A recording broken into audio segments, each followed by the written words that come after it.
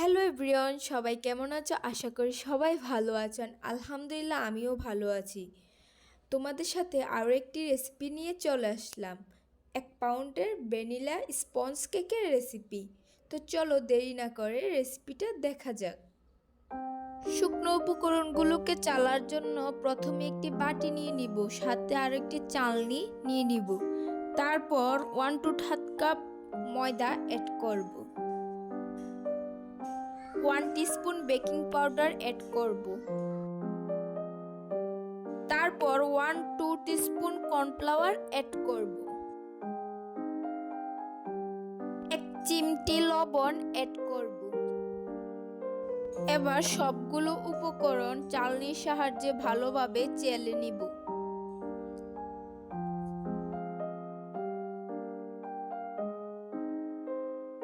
চালা শেষে যে উপকরণগুলো চালনির সাহায্যে থাকে ওইগুলোকে ফেলে দিব, ওইগুলো আর অ্যাড করব না।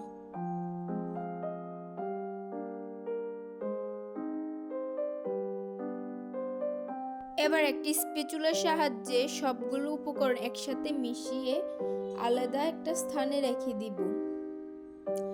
তারপর একটি বড় মিক্সিং বোল নিয়ে এটার ভিতরে 2টি ডিম কুসুমগুলোকে ছাড়িয়ে আলাদা করে নিব।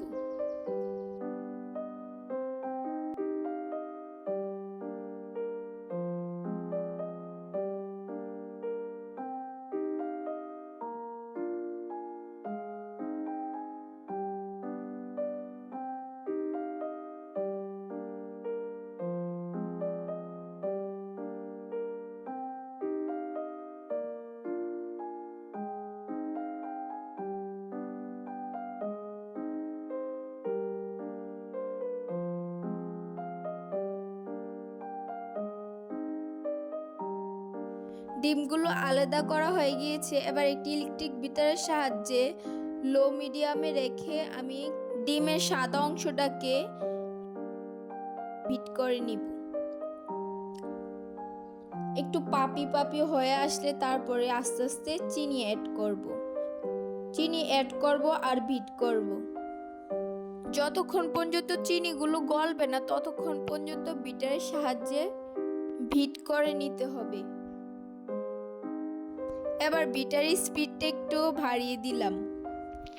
এবার একটি স্প্যাচুলার সাহায্যে সাইডের চিনিগুলোকে মাঝখানে এনে আবারও ভালোভাবে বিট করে নিব, যেন সবগুলো চিনি গলে যায়।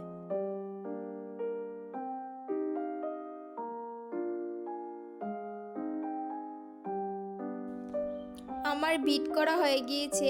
এবার 2টা ডিমের কুসুম অ্যাড করে দিব, সাথে ভ্যানিলা এসেন্স দিয়ে দিব, আর সাথে অ্যাড করব 1/4 কাপ তেল। এবার এগুলো সবগুলো উপকরণকে একসাথে কয়েক সেকেন্ড ভালোভাবে বিট করে নিব, যাতে সবগুলো উপকরণ একসাথে মিশে যায়।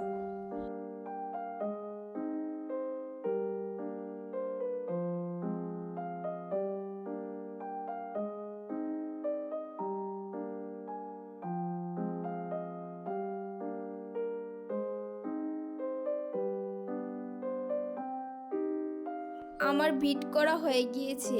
এবার শুকনো উপকরণগুলোকে অল্প অল্প করে আস্তে আস্তে স্প্যাচুলার সাহায্যে মিশিয়ে নিব। আপনারা দেখলে বুঝতে পারবেন আমি কিভাবে মিশাচ্ছি।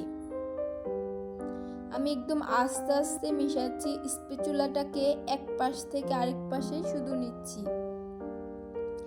এভাবে করে আমি সবগুলো উপকরণ একসাথে মিশিয়ে নেব ভালোভাবে। মিক্সারটা যত ভালো হবে ততই ব্যাটারটা ভালো হবে, কেকটা ততটা স্মুথ হবে এবং ফুলবে।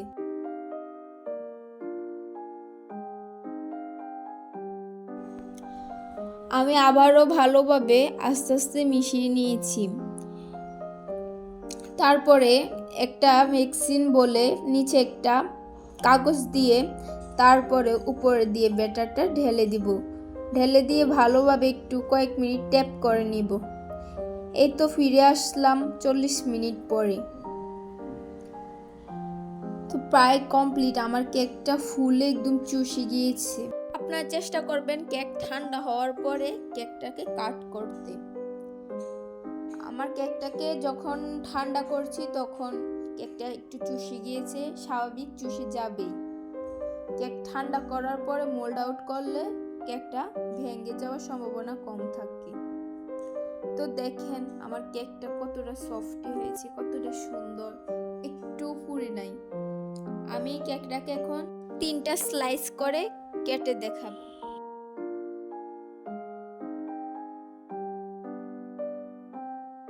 সো যারা যারা এখন আমার চ্যানেলটা সাবস্ক্রাইব করেন নাই, প্লিজ সাবস্ক্রাইব করে দিবেন, পাশে থাকা বেল বাটনটিতে একটা ক্লিক করে দিবেন। তো সবাই ভালো থাকবেন, সুস্থ থাকবেন। এই তো আমার কেক স্লাইস করা হয়ে গিয়েছে, দেখেন কতটা সুন্দর হয়েছে। সবাই ভালো থাকবেন, আল্লাহ হাফেজ।